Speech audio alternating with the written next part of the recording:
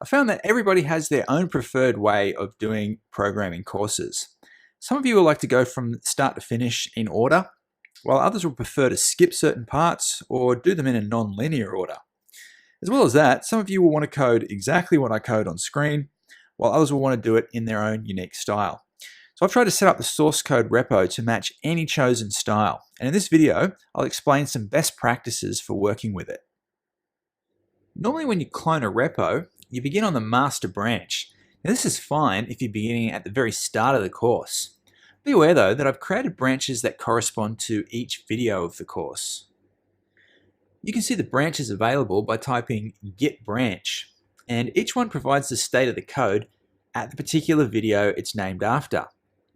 So for example, if you want to see the code for module 5 video 50, you can switch to that by going git checkout module 5 50.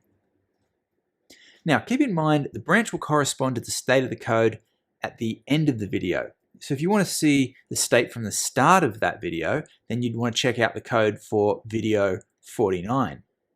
And just remember, anytime you check out a branch, you should run npm install again to ensure the installed dependencies match the state of the code. If you want to code along with a course from start to finish, it's important to note that the code base will often leap forward, especially between modules. For example, when you start module 5, you'll see that I've added a lot of front-end code to the app that is not specifically covered in previous videos. Now, this is necessary because the app is too big to cover every single line of code in the course videos. So if you want to code along continuously, you'll occasionally need to merge my changes into your code so that you can stay up to date. So let's say you start at the beginning and you're working on the master branch, and now you've coded along until the end of module 4. Now you're about to begin module 5. Well, at this point, you should merge in the code for the first video of module 5 into your branch.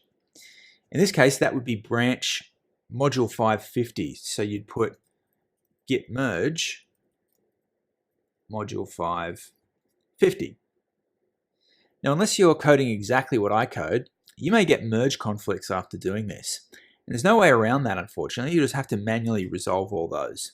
So my recommendation is that you should merge my code in with yours at least at every module, and if not every video, if you're going to write the code in your own way. That way you'll protect against any huge merge conflicts at the end of certain modules. And finally, don't forget to run npm install after you do any merges to ensure that any new packages are installed. An issue you may have during the beta test is that the complete code base may not be available when you first fork the project.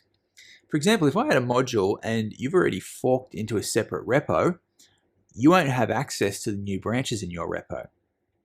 Well, don't worry, because you can still get my changes with an upstream merge. It's basically the same as a local merge, but it's going to merge from the parent repo.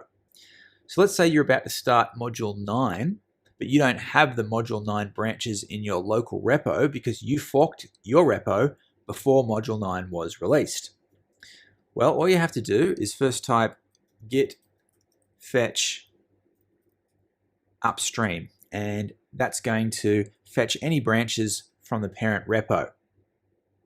Then when you want to merge, you just go git merge, and then you put upstream, and then the name of the branch, so 89 or whatever it is.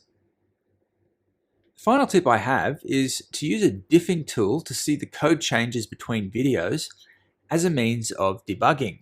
So you can do this with a Git GUI like SourceTree, or directly in the web GUI of the Git server for this course. So let's just say that you're working on module 7 video 82, but for some reason your app is not working like mine in the video. In this case, what you can do is a diff between the code for this video 82 and the previous video 81. So the way that you do that is go to the print bay repository and then come to the side menu here and go to repository and then compare. Now you get to choose two branches, the source and the target. So for the source, you want to select module, what do we say, module 782.